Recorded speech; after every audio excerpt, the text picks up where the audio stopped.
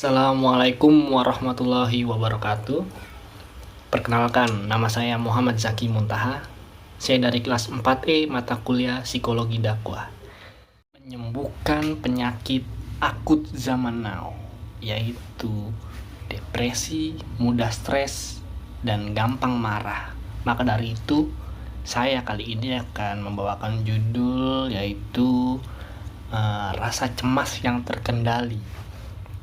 Kian terasa relevan untuk masyarakat masa kini. Di Yunani kuno, waktu itu lagi masa-masa perang dan krisis.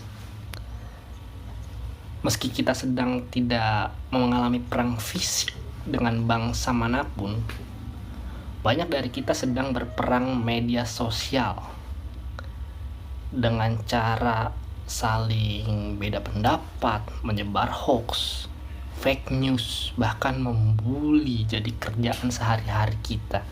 Tidak hanya itu, beban hidup pun terasa kian berat ketika kita dilanda stres akibat jalan macet, pekerjaan kantor yang menumpuk, belum lagi harus menghadapi bos dan politik-politik kantor.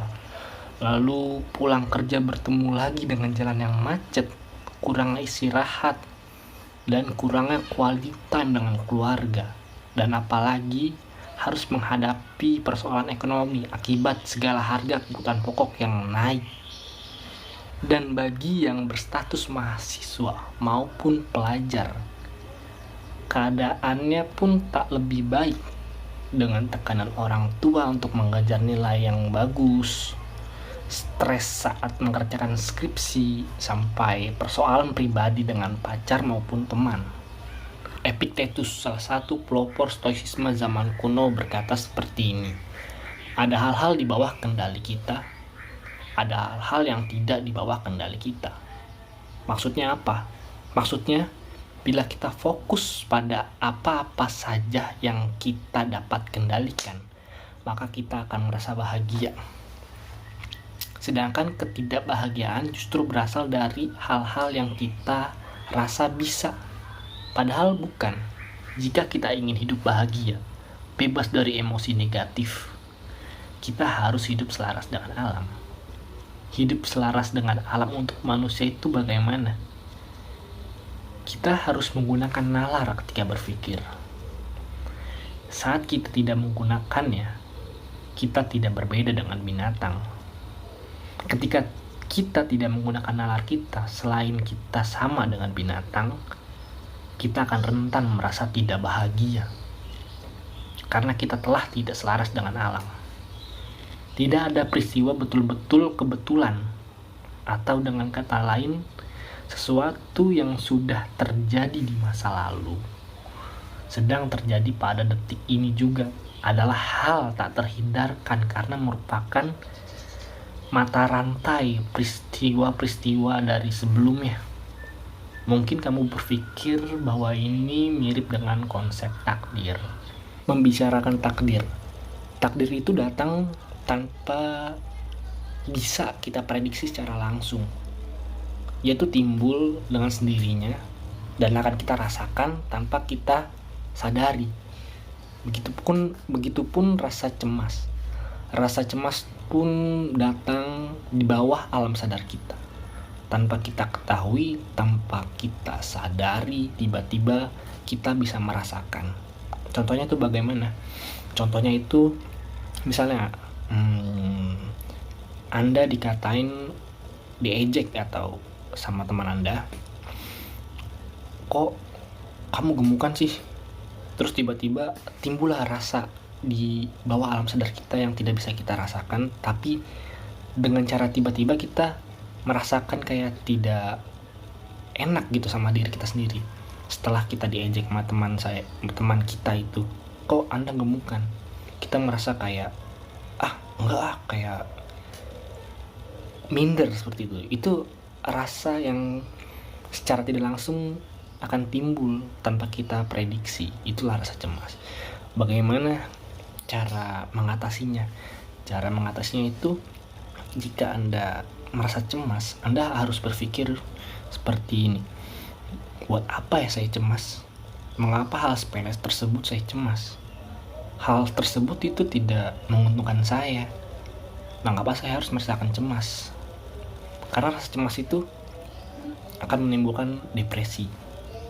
Depresi ringan, depresi berat, lalu stres. Itu sangat bahaya. Jadi, buat apa Anda merasa cemas sebenarnya? Kalau Anda merasakan cemas, Anda harus mungkin harus sering-sering spiritual kepada Tuhan, pendekatan kepada Yang Maha Kuasa.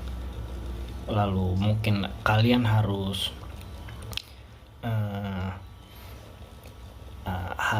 mengisi waktu-waktu luang, entah dengan membaca buku, menonton film, ataupun ya berolahraga, aktivitas yang bisa menguntungkan diri Anda. Tidak perlu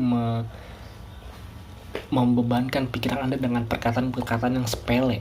Itu tuh tidak perlu, karena itu merugikan Anda. Sekarang gini, Anda lebih memilih merugikan diri sendiri atau menguntungkan diri sendiri.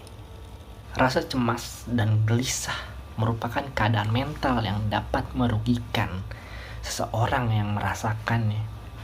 Karena ketika kita cemas dan gelisah, mental kita akan down. Seakan-akan tuh mental kita akan berkurang. Misalnya, ketika Anda ingin presentasi tugas-tugas akhir ataupun proposal, Anda akan merasa cemas dan tegang, takut ketika mempresentasikan itu tidak maksimal, dan timbullah di situ pikiran-pikiran yang tidak baik, ngerasa takut, merasa akan tidak berhasil, padahal belum tentu. Anda merasakan cemas, tanamkan di diri Anda atau di mindset Anda bahwasanya Anda itu bisa melakukannya. Karena segala sesuatu yang belum pernah terjadi tidak akan selamanya gagal jika Anda menyelesaikannya secara maksimal. Anda tidak perlu takut. Cobalah dan berusahalah yang terbaik. Jika Anda tidak ada pergerakan sama sekali, Anda tidak akan berubah dari kenyataan realita tersebut. Jika Anda mencobanya dan berhasil, itulah sebuah hasil yang terbaik, hadiah dari usaha yang Anda telah lakukan selama Anda merasakan melawan rasa kecemasan itu. Anda tidak perlu takut. Anda tidak perlu takut gagal. Jika gagal, Anda bangkit lagi. Dan jika ada teman yang merasa suka mengejek Anda ketika Anda gagal, jangan diambil pusing. Jangan difikirkan terlalu lama. Justru itulah sebagai bentuk motivasi Anda untuk membuktikan kepada teman Anda bahwasanya saya akan berhasil, bahwasanya saya akan melewati tantangan ini, rintangan ini yang sedang Anda hadapi. Itulah namanya hidup yang tangguh menurut saya, dengan cara melewati kecemasan yang berlebih. Rasa cemas itu hal sepele, tapi jika kita pikirkan secara mendalam kecemasan tersebut, itu akan bahaya. Timbullah rasa depresi, lalu stres. Jadi, lawanlah rasa cemas kalian. Jangan takut untuk melakukan langkah-langkah yang belum pernah Anda lakukan. Anda ingin sukses, lakukan yang terbaik semaksimal mungkin. Terima kasih. Kurang lebihnya mohon maaf. Wassalamualaikum warahmatullahi wabarakatuh.